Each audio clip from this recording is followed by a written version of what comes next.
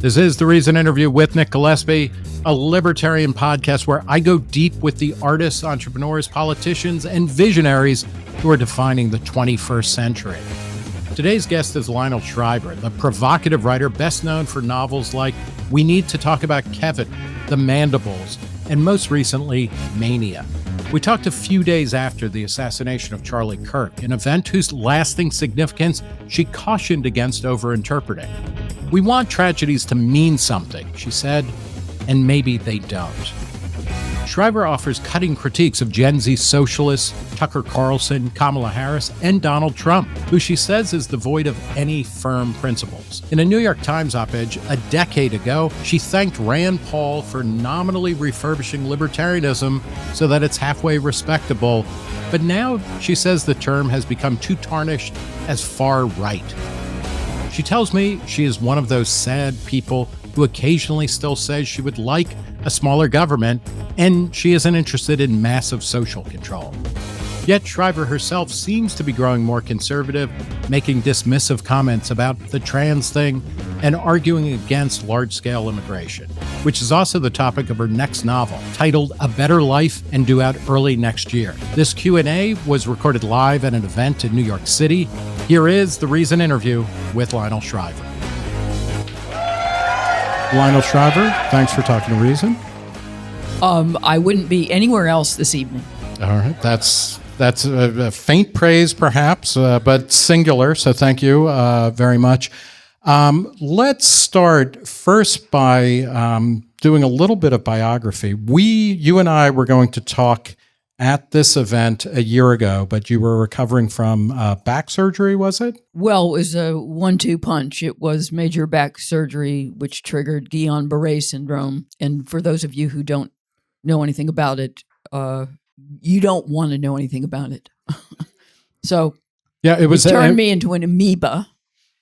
And I have built myself from de facto infancy on a muscular level ever since, and I can now stand up. Yeah. Are you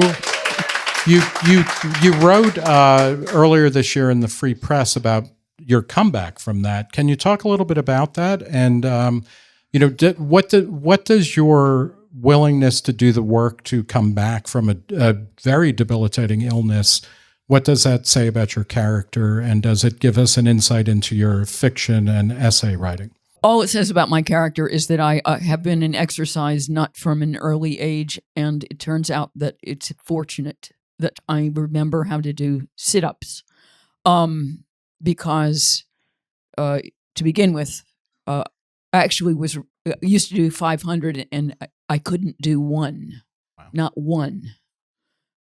So, I mean, it gave me something to do. Yeah. The piece I wrote for the Free Press made a point that, well, I wish it were otherwise, because you like to think that, illness teaches you something, that these things happen to us for a reason, that you come out something that life-threatening, come out the other side in some way wiser, and I didn't. Yeah. Right? And I think that's one of the dismal lessons. It's really the only lesson that you learn from being deathly ill, and that is that it sucks, that you don't want to be ill, and you knew that before. So you are somebody who, for a writer of your stature in particular, this is kind of odd. You don't want to necessarily overinterpret everything, both in your life as well as in public events. We're a week after the bizarre, insane, awful shooting death of Charlie Kirk, the political activist, the conservative founder of Turning Point USA. And you have talked in your Spectator column about how we should not overinterpret this event. Can you talk about what you mean by that? I almost didn't write about the Charlie Kirk murder at all because of everyone else has, and I don't like crowds. But the point is that, let's get a grip. This is one guy He's probably not right in the head, and he did something awful. Fortunately, he only killed one other person. It was a person that a lot of people care about. I wouldn't call it, I wouldn't call it a nothing event, but I think calling it a major watershed, or as Peggy Noonan said in the Wall Street Journal, a hinge point. I think that's giving one disturbed young man way too much power and importance. And I think we don't. I understand that there is a danger of copycat crimes, and I think that's probably the most significant thing about this. That I have friends who are increasing their security and wondering about whether they should accept any open air events anymore. Should they go into a college campus or where there is no metal detectors? And it's depressing to have to think that way. And in that way, it kind of connects up with the whole school shooting thing. Right. And there was a school shooting either the same day or within 24 hours of the Kirk shooting. Obviously, your arguably your best-known novel, we've got to talk about Kevin, is about a school shooter, right? Or a spree mass shooter. Do we overinterpret those types of events as well? Yes. Yeah. Yes. In fact, this is, I guess, arguing for interpretive restraint has been a theme of mine. We want things to mean something.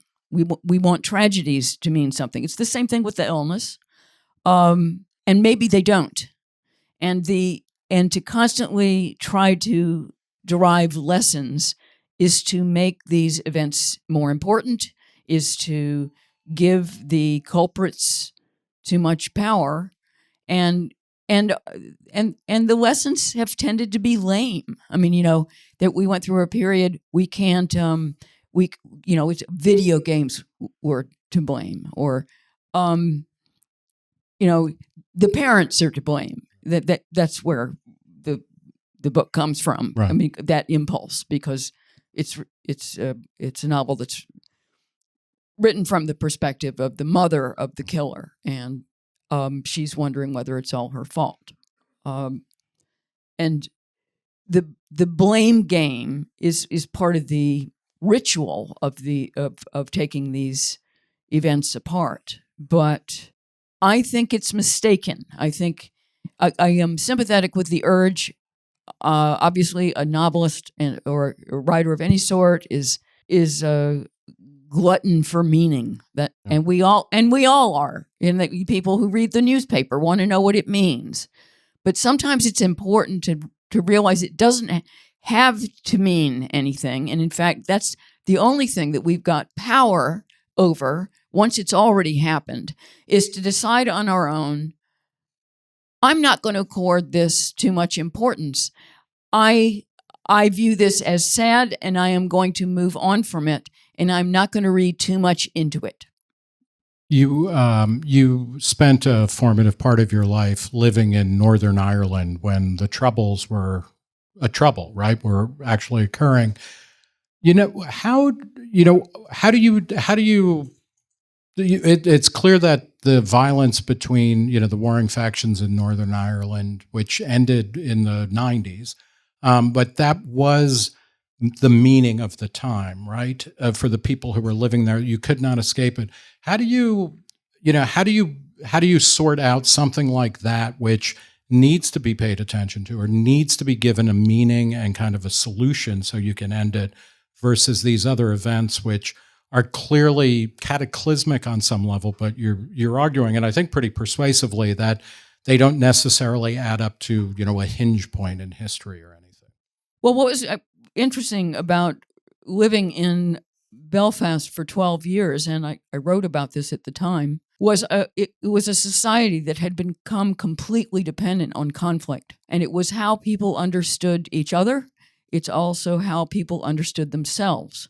In fact, there was a suggestion in the culture, as much as everyone was sick of it on one level, They were so dependent on it for meaning, for knowing who they are, for a sense of identity, for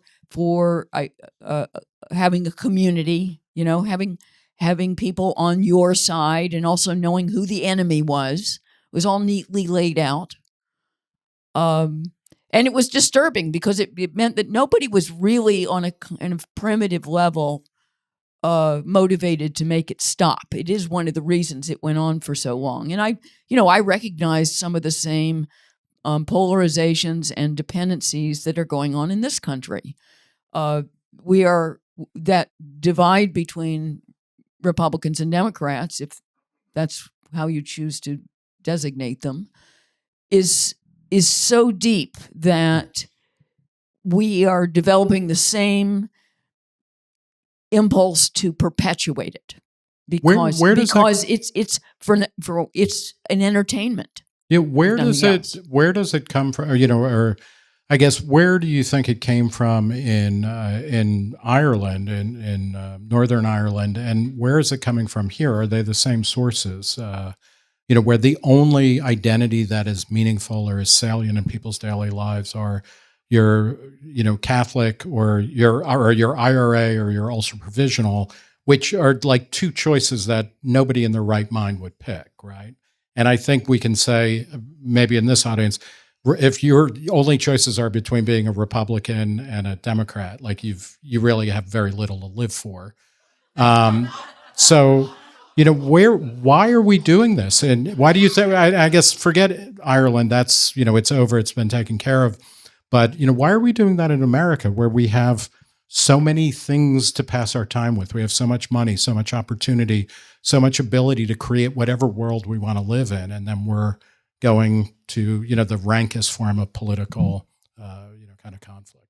Well, I mean, I don't want to be trite, but John McWhorter's the guy who really started this. By the time his book was published, I think it was lame. But to say that there's a religious aspect to this divide, and in Northern Ireland, honestly, it started out as if it were religious because the factions were Protestant and Catholic, but it early on became a political division which coincided with religion but had nothing to do with theology. Here, it's a kind of weird reverse because we have become more secular, and therefore we're going to the politics for the religion.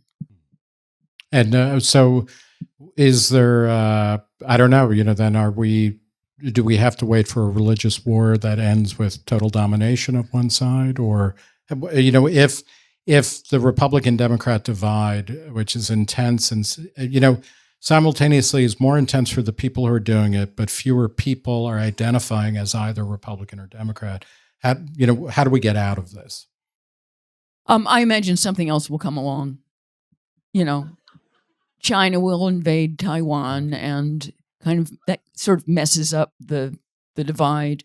I mean, that's just, you can rely on the external universe to create something you never, ever thought of before. So this is like that. So probably won't be China invading Taiwan. It will be something else. But it's that wonderful moment for 15 or 20 minutes after 9/11 where Americans, and Black Americans, white Americans, everybody agreed that Arabs were the real problem, right? But it didn't last. No, not if you look at the mayoral election. It didn't. It's not Arab, so But I just want to insert that apropos of what we were just talking about. I did another column on this. This is the trouble with having a column. Every topic that comes up is, I did a column on that.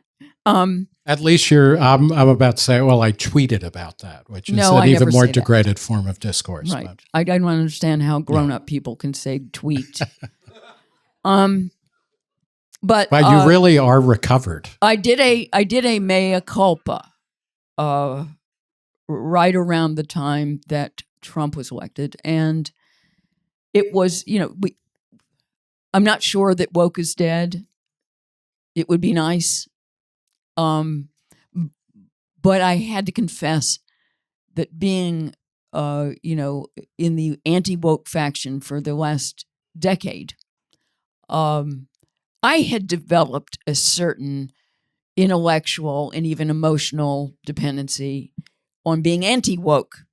And the idea of it all being over made me feel a little bit bereft. So, what will you do with the time that you devoted to being anti-woke?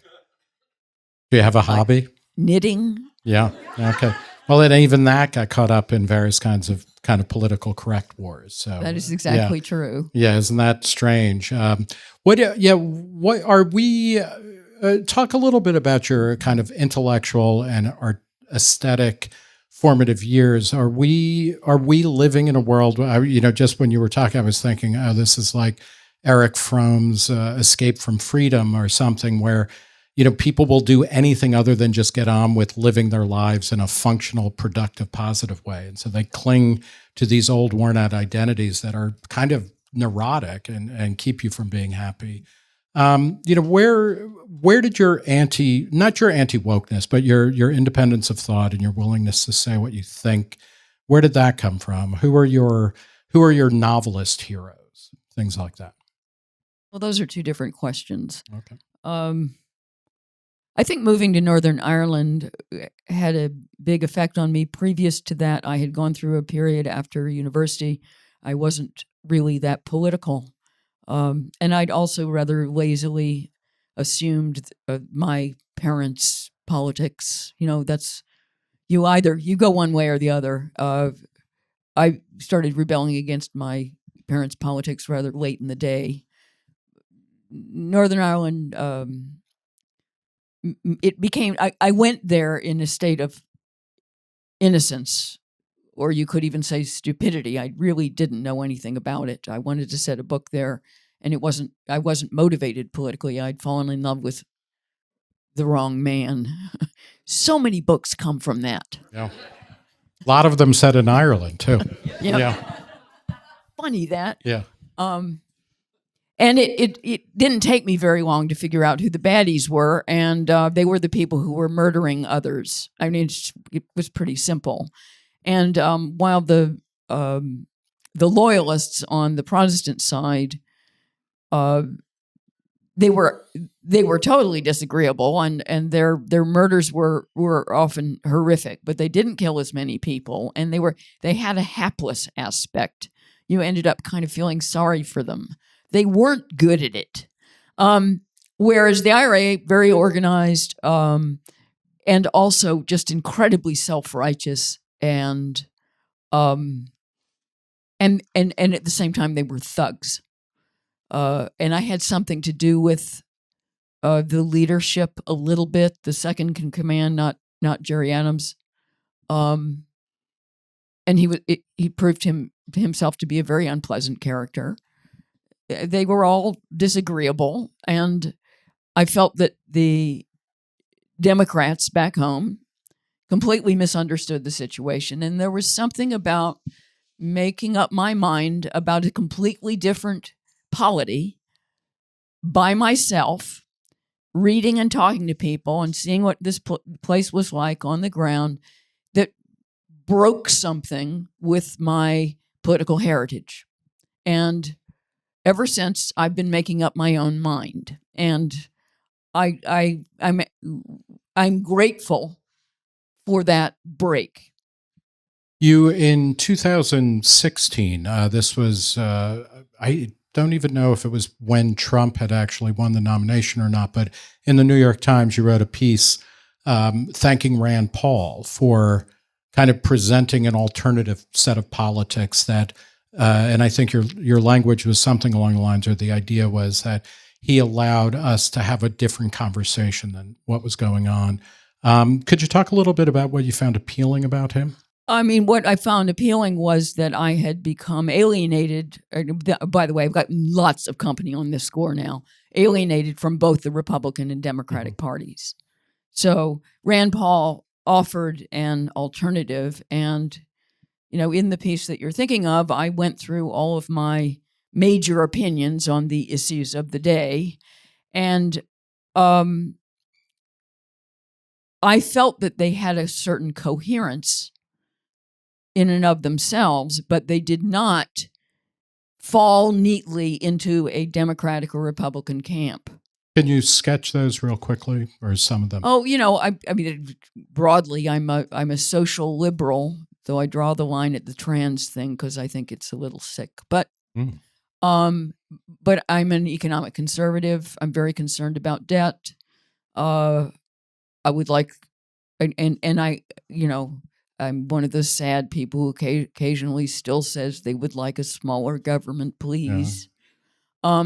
But I am not interested in massive social control. Right. I'm not the kind of person who is going to get all hysterical if you take out a vape around a baby, right? Yeah. It's just, and I'm not into sugar taxes. I would like to trust people to make their own decisions, even if they're mistakes. Why aren't there more of you? Because this seems eminently sensible to be worried about government spending and debt. There are a lot of us. Yeah. But because we do have a two-party system, there isn't a party for us. Yeah. And we don't have candidates. And, Rand Paul wasn't really in contest. Never mind, didn't win. Yeah. And I think that the libertarian position, as I understand it, which is that you should have the right to do whatever you want so long as it doesn't violate other people's rights. I think that's a highly American principle. I think it's the principle that the Constitution is fundamentally based on. But to my exasperation, the word libertarian doesn't communicate. And in fact, since I wrote that piece, it's got worse because it used to be that people just didn't understand the word. And now, of course, what does it mean? Far right. So I've had to abandon it because it doesn't help. It doesn't make me feel understood. Have you replaced it with something particular, or? No, I have abandoned the entire exercise of giving myself a handy label for other people to understand me. And of course, what happens in this environment is what you get thrown in with Trump or anti-Trump. Mm-hmm. And I'm in an awkward relationship to Trump because... Hey, back of the line, sister. Right? Well, I don't... I've never been a Trump supporter, and I have never voted for him. Though in the last election, and I've been honest about this, I did not vote. And I'm not proud of that. I was just paralyzed. And I wanted to at least be able to say to myself, no, I didn't vote for Trump. And there are social circumstances in which I really wanted to be able to say that. But I absolutely detested Kamala Harris in a really gut way. I found her such an embarrassment. Yeah, well, in what way? I mean, can you detail that a little bit? Okay, she's a DEI hire. She's lazy. She's incompetent. She is unable to handle herself in public. So why on earth would she want to be president? And that's just for starters. And there's just something about her. There's a textural problem that just gets to me. So, I mean, I am on record as saying, once Trump was elected, there are any number of his purposes that I share, and I would like to see him achieve them. I've never been a personal fan of his, but he doesn't do to me what he does to most Democrats. I mean, and I think I've puzzled over this. You voted for Biden in 2020? Yeah. Right? Okay. And you said earlier this was a Spectator column or podcast or at the start of this year, you said you're going to give Trump a chance. Yeah.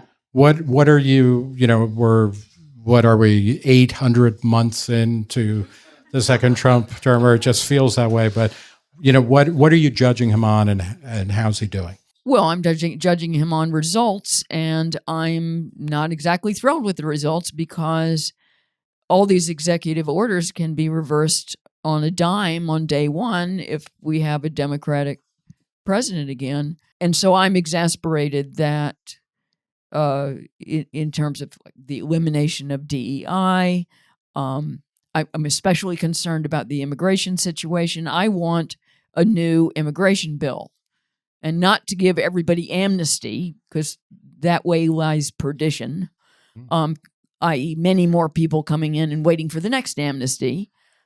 But so far, I haven't seen any moves to legislate changes to restrict or, frankly, I would argue, get rid of the entire asylum system.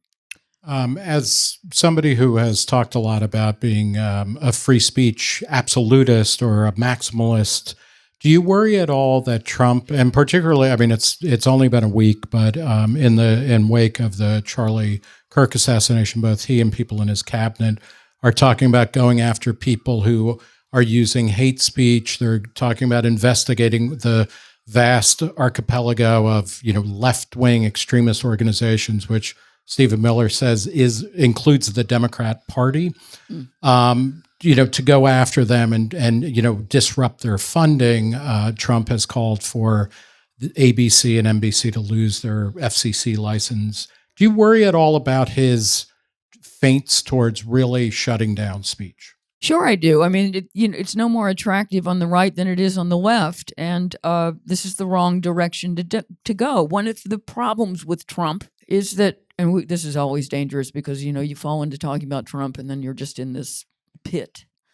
But I don't think he has any firm principles, and that becomes a problem, because if he really believed in free speech, then he would say, I find a lot of these expressions of relish in relation to this assassination abhorrent, but they shouldn't be illegal. And I would also argue that if you're tweeting on your own time, that they shouldn't be the basis of your getting sacked from your job. So here's Trump is a loose cannon, and he just works on impulse. He does not have ideological commitments that would restrain him. Let's go back to talk about novelists or writers that inspire you or help form your sense of aesthetics or what you're trying to accomplish as a novelist. Because your books are both political. Lionel, and I hope all of you have read her book, The Mandibles, which is a novel. Reading that, it was like reading Balzac, who was one of the few writers who seemed to really be interested in kind of finance and monetary policy and things like that. But your work definitely has ideas in it as well as politics, but then it's also incredibly accomplished on a, for lack of a better term, an aesthetic level. I mean, it's typically dazzling, your prose.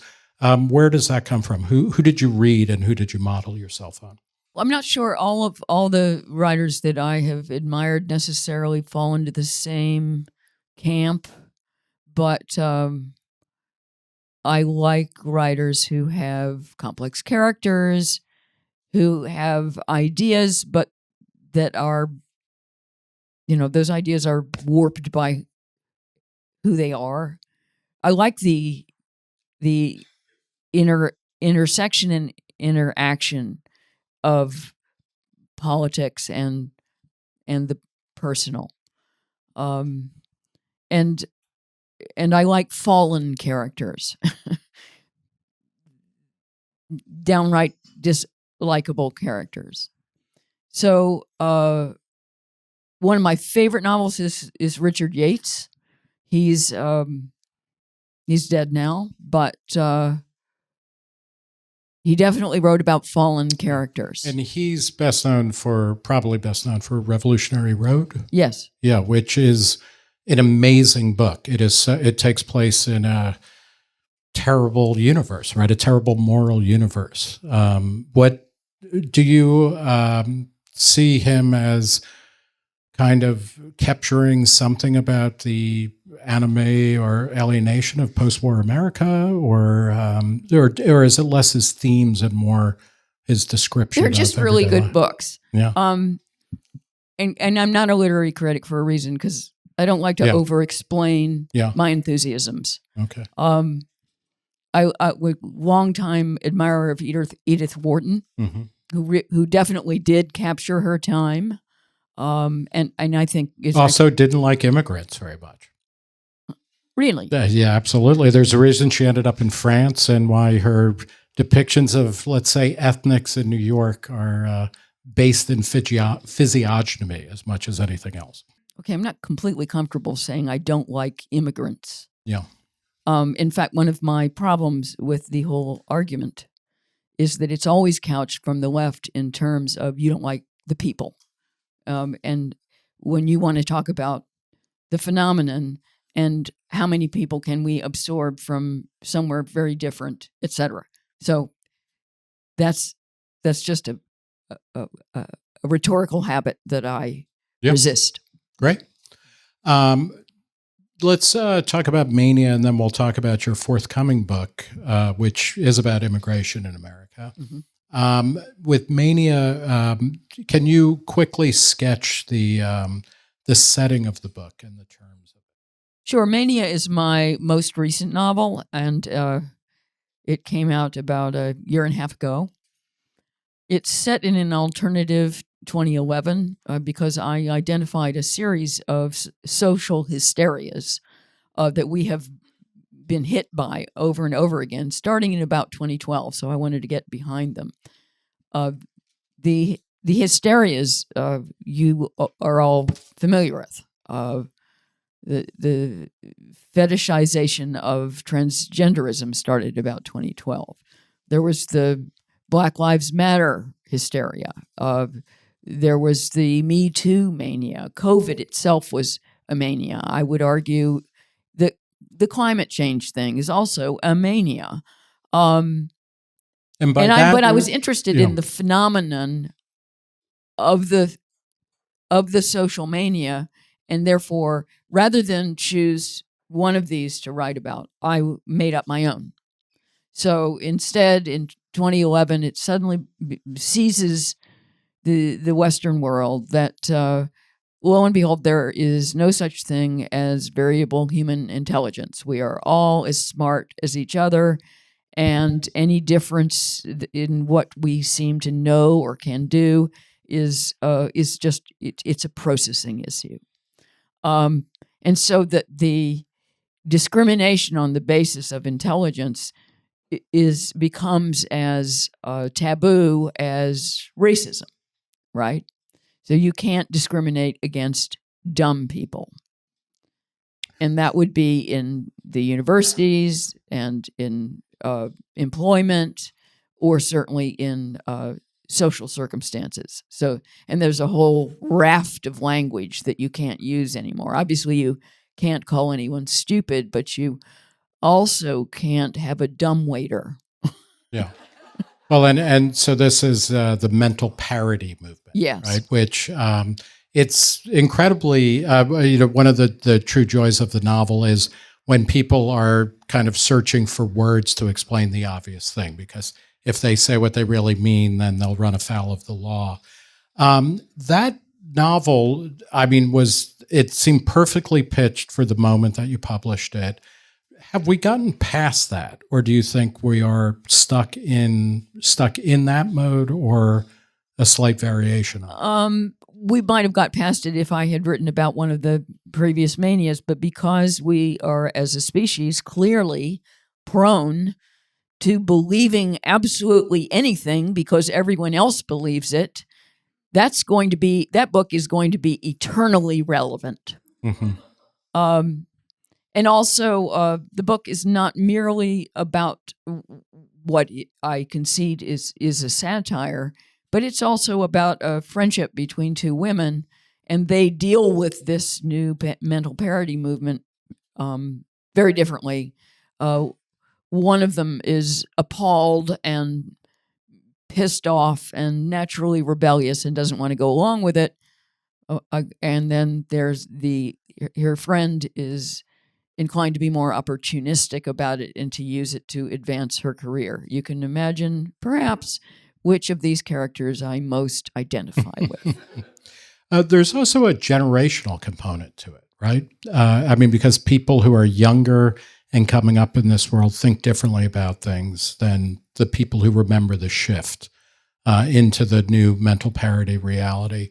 Can you talk a little bit about, do you have a sense in contemporary American culture, or maybe contemporary, European and North American culture, is a generational shift or difference, is that as important as anything ideological? Well, I find that hard to answer because the generational shift has also been ideological. Mm-hmm. And I look at polls and they're staggering. The younger people, it's not just about various woke issues, but just very little belief in democracy, no belief in capitalism, an incredible credulity in relation to socialism and even communism. Mm-hmm. And what do you think's driving that? Besides lack of mental parity?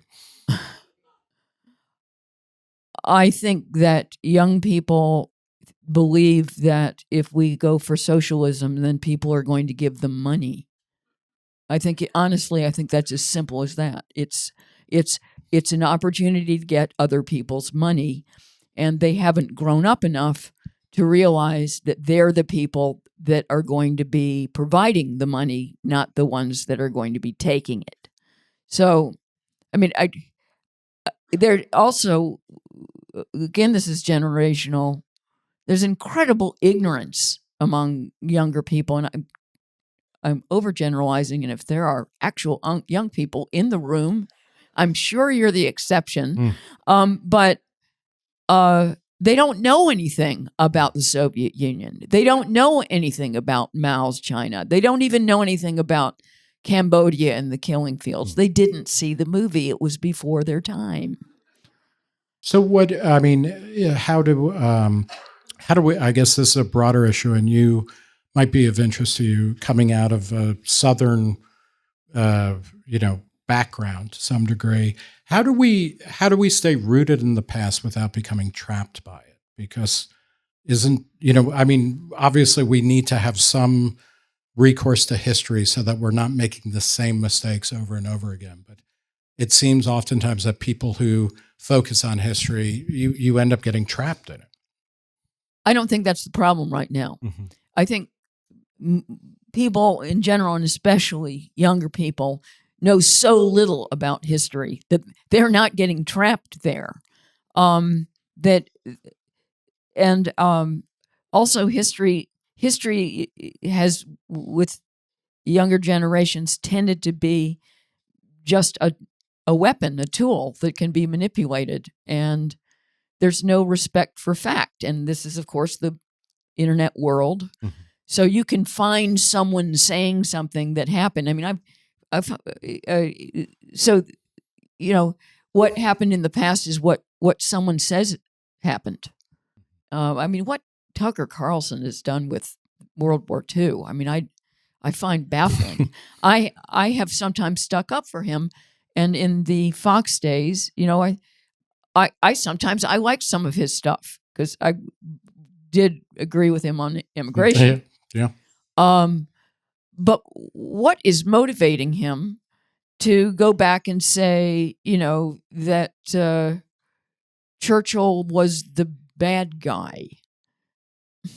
That's just perverse. Well, and it's bigger than him, because this was a couple of years ago, kind of during the peak woke period, where a bunch of left people who were very heavily in kind of Indian subcontinent identity politics wanted to pull down a statue of Churchill in London, and a bunch of neo-Nazis were protecting the statue of Churchill, right? So it's like, okay, nobody saw this one coming, right? I mean, it's insane, right?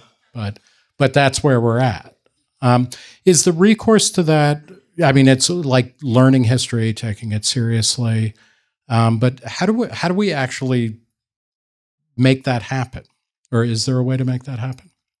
Well, I'm an admirer of the University of Austin. Mm-hmm. You know, I'm impressed by that effort. I don't know whether it's really going to take, but I think going off and putting together your own schools that have standards, I'm very sympathetic with that. I mean, I think that the universities in this country have discredited themselves and have abandoned their purpose. Let's talk about the forthcoming novel. It's out in February. The title again, I'm sorry, I've forgotten it, but it's called A Better Life. Okay. And can you quickly summarize the plot or the opening? Well, I don't know if you remember because it was kind of a blip, but Eric Adams in 2023 proposed to have regular New Yorkers take migrants into their own homes. And he would pay to lodge migrants in our dwellings. Then he dropped it.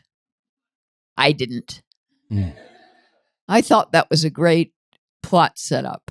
So in my book's universe, and it takes place in New York during the migrant crisis of 23 to 24. My family in Ditmas Park, Brooklyn, takes in just one, to begin with, migrant from Honduras, and the rest you have to buy the book. Okay. Yeah. Can I ask? I'm very much looking forward to it, and I'm going to try and get a advanced reader's copy from your publisher. So I'm going to sneak out of paying for it if I can. But what's your concern when you were talking about with immigration, the ability to kind of absorb people from very different backgrounds? Like, what is your general, like, what's the worry there? Well, I think this is personal for me because I have been an immigrant. I lived 36 years in the UK, and I just a couple of years ago got residency in Portugal, which was a nightmare. So I've lived a lot of my life outside my own country, and I have followed the rules. I've paid a lot of money to follow the rules. I've filed a lot of papers and done, showed up for meetings. I mean, it's a pain in the ass. The legal immigration system is pretty universally a pain in the ass. And so I inevitably resent people who take the shortcut. And there are a lot of legal immigrants in this country who are ferociously resentful of illegal immigrants who are basically cutting the line, and they went through this agonizing process, and then suddenly, all you have to do is say you have a credible fear of persecution, even if you don't, and there you go. You're in, and you're never going to be. But do you think is American culture incapable of absorbing, people from Honduras or people from India or people from, the sender countries of Eastern Europe, or like how, what is the concern there? Is that we don't have a kind of controlling idea of what it means to be American anymore, or our culture is broken down, or? When you bring in people from somewhere else who owe no loyalty to your country in enormous quantity, especially if they have no skills, no education, no money, and a great expectation of being supported, of getting free health care, free education for their children, possibly government assistance. This is not a healthy situation. There's nothing wrong with a small, steady, controlled, legal immigration. I mean, that's been pretty standard in the West forever, but that's not what we're talking about. We're talking about mass immigration, often illegal, certainly uncontrolled. And I have to say that being in the UK has also been pretty radicalizing for me on this point. In what way? Well, the UK has basically gone from having practically no immigrants and a very coherent, cohesive culture to having, I think it's, what is it, like 34% of London now is white British. That's all. Their capital city has been completely colonized by people from somewhere else. From their old The vast colonies, majority right? of that city now is foreign born. So is that, is that a failure of English people to kind of maintain an identity that is flexible enough? Or I guess another way of putting it is, do you think British and other European countries experience with immigration and with national identity, is that the same as America's? Because we have long thought of ourselves as a propositional nation or a creedal nation that, Jean Crèvecoeur talked about mixing a new race of people in the 1700s in America, that everybody has grandparents from different countries and their kids will be different races than them. I'd say it's different, but it's not as different as it's represented to be in the American media. Ironically, the European concept of nation is now becoming much more American. So they're letting in so many people from very, very different cultures that it no longer means as much as it used to be German, to be French. And they are, they're embracing diversity, which means that you also give up on what we would usually think of when we go on holiday to Europe, right? And certainly, if you go to Britain, you go visit London and see the sights. You're not visiting very many English people as you used to think of them. And I have to say, I can't help but consider that to be a cultural loss, and so do most Europeans. And yet we are told that we're not like that. We don't actually have any discrete identity. I would argue otherwise. It is true that we had waves of migration from any number of places: Germany, Spain, Portugal, obviously Ireland, Italy. But where are those countries? They're all in Europe.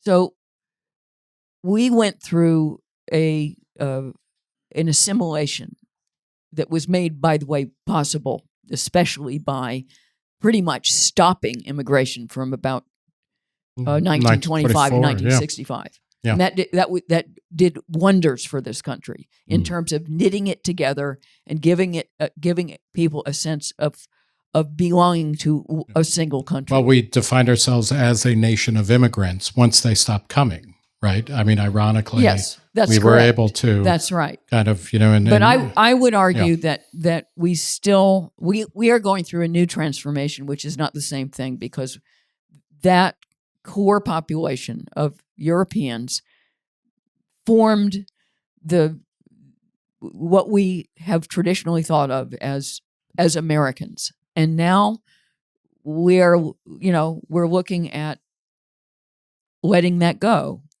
And I feel some cultural loss. This is such dangerous stuff. I'm going to have to get good at this because I have this book coming out. Yeah, you've got a book I'm going to tour. get myself into terrible trouble. Well, do you think if the government was reduced in America back to, an earlier era of, I don't know what the number would be, what the government spends as a percentage of GDP, but if we had a smaller, leaner government and more flexibility in how different regions, did things, would that would that make it easier for immigration? Or would that bring back something missing in America? It would be less of a threat if we did not have a welfare state, and we do. We like to think that only the Europeans have a welfare state, but we do too. Yeah. And I don't remember who said it, but I think lots of people say it, that you can have open borders or you can have a welfare state, but you cannot have both.